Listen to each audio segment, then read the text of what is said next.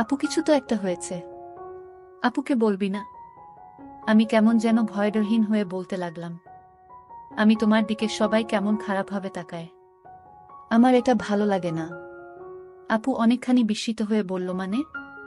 আমি এই যে কদিন ধরে তুমি একটু ভিন্ন পোশাকে আছো, সবাই হা করে তাকিয়ে থাকে খারাপ নজরে। আমার ভালো লাগে না। আপু মুচকি হেসে বলল, এটা তোর সমস্যা? কেন তোর এই ড্রেসে আমায় দেখতে বাজে লাগে? আমি না তো, আমি তো তা বলিনি আপু। তোমার সব পোশাকেই দারুণ লাগে, কিন্তু হঠাৎ এমন দেখে আমার একটু অদ্ভুত লাগছে। আপু তাহলে বাজে মেয়ে মনে হচ্ছে? আমি ছি, কি বলছো এসব আপু? তুমি আমার মা, বাবা, বোন, সবকিছু। তোমায় আমি বাজে কেন মনে করব? আর পোশাকের স্বাধীনতা সবার আছে, আমি শুধু। আপু আমার দিকে একটু এগিয়ে এসে গা ঘেঁষে বসল, হাতের উপর হাত রেখে বলল, শোনো পাগল ছেলে, আমি জানি তুই আমায় খারাপ ভাবিস না। তোর মানসিকতা প্রশংসার যোগ্য। নারীদের সম্মান করিস দেখে ভালো লাগছে। শোনো একটা কথা, যে যেভাবে তাকাক তাতে সমস্যা নেই। আচ্ছা বলো, তোর কোনো নায়িকা বেশি পছন্দ? আমি লজ্জা পেলাম। আপু বলল, লজ্জার কিছু নেই, আমি কেট উইন্সলেট। আপু মুচকি হাসল প্রথমে, তারপর বলল, গুড চয়েস। আমারও। আমার দুজনের মিল আছে। তাহলে শোনো, যখন তার মুভি দেখিস, ফলো করিস, তখন কি তার সৌন্দর্য ভালো লাগে না? বিউটি ও হট লুকে যখন মুভি করে বা সোশ্যাল মিডিয়ায় আসে তখন ভালো লাগে না? আমি কিভাবে উত্তর দিব বুঝতে পারছি না। তখন আপু অভয় দিয়ে বলল, লজ্জা পাবি না, আমি তোর বোন। বোনের কাছে সব বলা যায়। আমি ভালো লাগে। আপুই তাই, সবার কাছেও এমন। একটা মেয়ে যখন হট লুকে প্রকাশ পায়, মানুষ তো তাকাবেই। তাই বলে কতজনের তাকানো থামাবি? আর মানুষ সেটাই দেখে যেটা দেখার মতো, যা সুশ্রী বা বিশ্রী। এখন আমি তোর কাছে বিশ্রী বা সুশ্রী এটা তুই জানিস। আমি না আপু। তুমি দুনিয়াবি সবচেয়ে সুন্দরী। আমার পরি তুমি আপু। আপু তাই নাকি? এবার খুশি? আমি খুব খুশি। আপু তাহলে আপুকে একটা মিষ্টি হাঁক দে। বলল, তুই কখনো রাগ করে মনমরা হয়ে থাকবি না। আমার ভালো লাগে না। তুই আমার জীবনের সবকিছু। তোর জন্যই আমি এত কিছু করছি।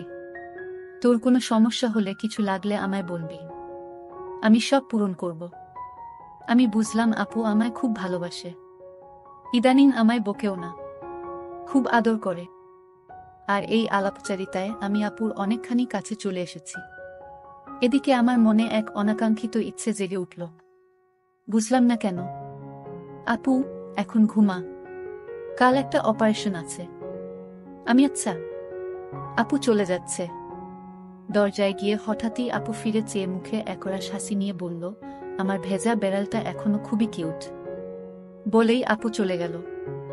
আমি বুঝলাম না ভেজা বেড়াল কেন বলল। হয়তো আদরে ডেকেছে, কিন্তু না, মনে হচ্ছে অন্য কিছু। আমি এটা নিয়ে চিন্তা করতে করতে পাগল। 1 ঘন্টা ধরে ভাবছি, ঘুম আসছে না। আপুকে জিজ্ঞেস না করলে ঘুম হবে না। এর আগেও পড়ার জন্য আপুকে রাত বেড়াতে ঘুম ভাঙিয়ে জ্বালিয়েছি।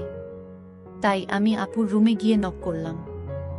সাথে সাথে ভিতর থেকে শব্দ এলো, আসছি। প্রায় 2 মিনিট পর আপু দরজা খুলল। আপু বল, কি বলবি? আমি তুমি আমায় ভেজা বিড়াল বললে কেন? আপুর মুখে দুষ্টু হাসি। বলল, বুঝিসনি? আমি না, বলো না আপু। আপু গুনগুনিয়ে কিছু বলল। আমার আর বুঝতে বাকি রইল না আপু কিসের কথা বলছে। আমি সাথে সাথে লজ্জায় চলে এলাম ওখান থেকে। রুমে এসে খুব লজ্জা হচ্ছে। হঠাৎই মনে পড়ল আপুর কথা। আপু এমন দরজার ওপারে মাথা বের করে কথা বলল কেন, এটা ভাবতে লাগলাম। খেয়াল হলো আপু হাত বের করে দিয়েছিল।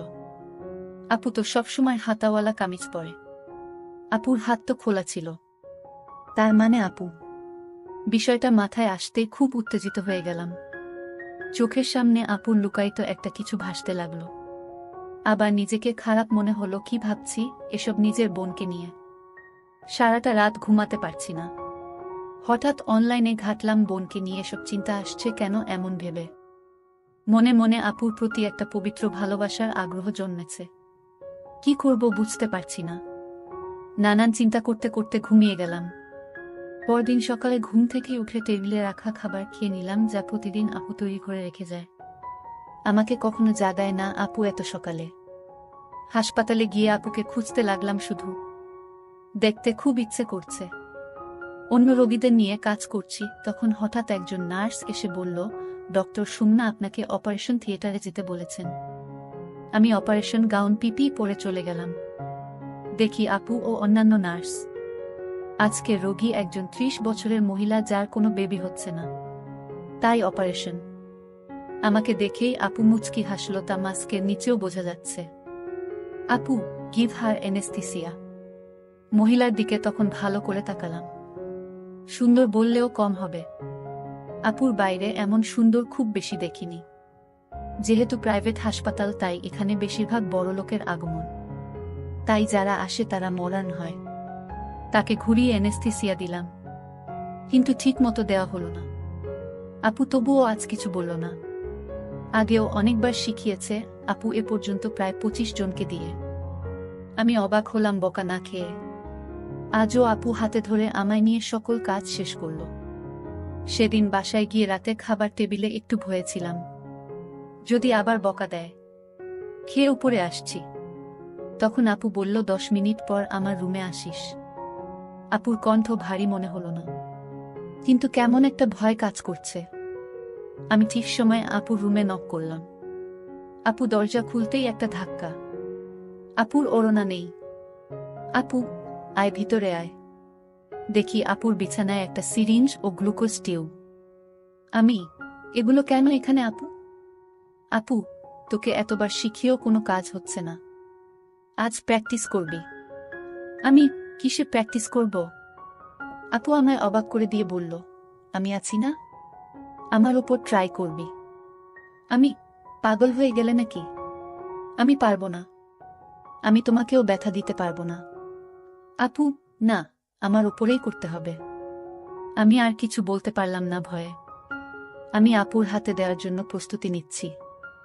এমন সময় আপু বলল, আবার ভুল। আমি, কেন, কি হয়েছে? আমি, এখানে কেন? আমি, না হলে কোথায়? আপু, এতদিনে শিখাতে হবে, কেথায় দিতে হবে? কোমরে দিতে হবে। আমি, এসব কি বলছো আপু? আমি তোমার গায়ে কেন হাত দিতে যাব? এক আপু বিছানা থেকে উঠে সব রেখে বলল, আচ্ছা তাহলে এরপর যেন আর ভুল না হয়। আপু কথাটা বলে সহজভাবে, কিন্তু একটা অসাফল্য প্রকাশ পেল কথায়। আমি রুমে গেলাম। আমার মনেও একটা আফসোস হলো। আপুকে এত ভালো লাগে, এমন একটা সুযোগ পেয়েও আমি মিস করলাম, যেখানে আপু নিজেই সব সুযোগ করে দিচ্ছিল। পরদিন হাসপাতালে গিয়ে আপুর চেহারাটা একটু মলিন লাগছিল। একটা পেশেন্ট দেখছিলাম আমরা। হঠাৎ আপু অজ্ঞান হয়ে গেল। আমরা দ্রুত ইমার্জেন্সি ওয়ার্ডে নিয়ে প্রাথমিক চিকিৎসা দিলাম, কিন্তু আপুর জ্ঞান ফিরল না। দ্রুত বিভিন্ন টেস্ট করিয়ে দেখি আপুর কিডনি দুটা নষ্ট হয়ে গেছে। 1 ঘন্টার মধ্যে অপারেশন না করলে মারা যাবে। আমি প্রচণ্ড ভয় পেয়ে যাই, কিন্তু ভাগ্য ভালো, একজন ডোনার পেয়ে যাই। অপারেশনে আমি সিনিয়র ডাক্তারকে বলে আমিও থাকার অনুমতি নিলাম, কারণ ডাক্তার তার নিজের লোকের অপারেশন করতে পারবে না। কারণ আপুর জন্য আমার খুব ভয় হচ্ছিল।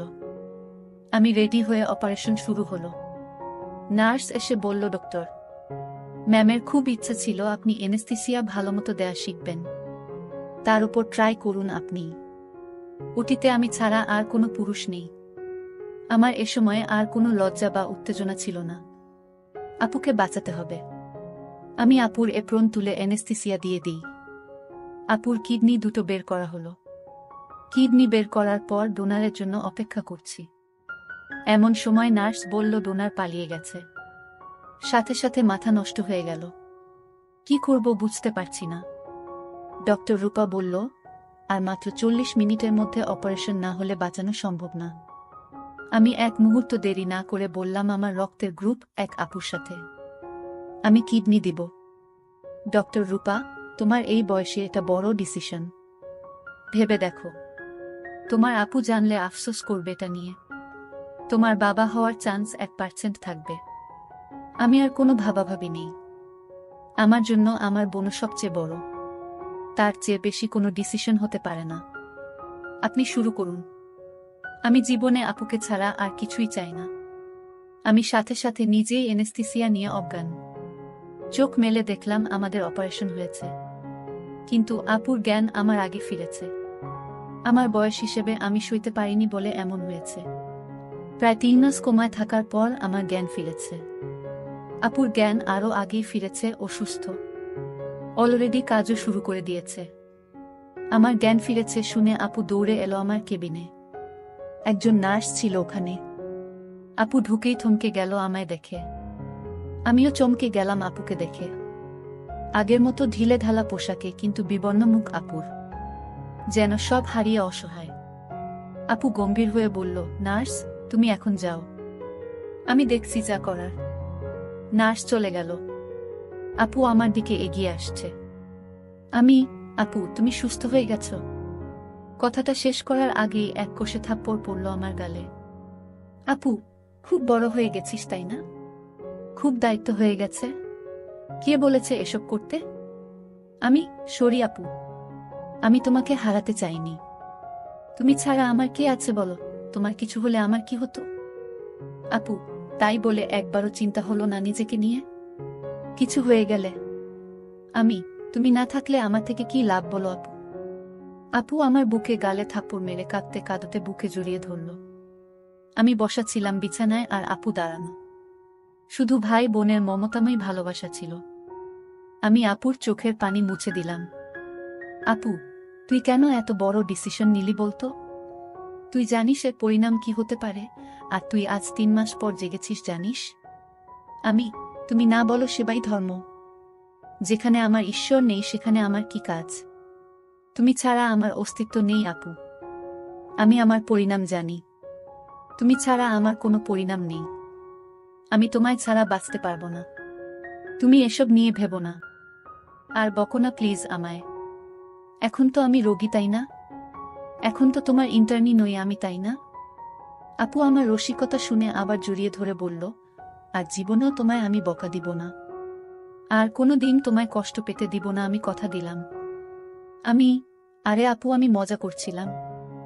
সিরিয়াস হয়ো না। আপু আমার হাত ধরে সিরিয়াস হয়ে জলজল চোখে বলল, কিন্তু আমি সিরিয়াস। তোমার জীবনে আমি বেঁচে থাকতে কোনো কষ্ট হবে না আমার ভাই। তুমি আমার সবকিছু। তোমার কিছু হলে আমি বাঁচতে পারবো না। আমায় বাসায় আনা হলো। আপু লিভ নিল যতদিন সুস্থ না হয় তার জন্য। হঠাৎ খেয়াল পড়ল একদিন যে আপুর শরীরে বিন্দুমাত্র পরিবর্তন হয়নি। এখনো সেই রকমই সৌন্দর্য আপুর, কিন্তু চেহারায় চিন্তায় মলিন। তো একদিন আপু বাসায় কাজ করছিল, তখন ডাকলাম। আমি সোফায় বসা, সুন্দর হাঁটতে চলতে পারি ও সুস্থ প্রায়। আপু আমার কাছে এলে আমি আপুর হাত ধরে বসালাম পাশে। আমি বললাম, আপু কিছু মনে না করলে একটা কথা বলতাম। আপু আমার চোখের দিকে তাকিয়ে সব বুঝে গিয়েছিল। আপু নিজের মুখটা আমার দিকে এগিয়ে আনতে থাকলো। আমরা ভাই বোনের সম্পর্ক ভুলে গেলাম।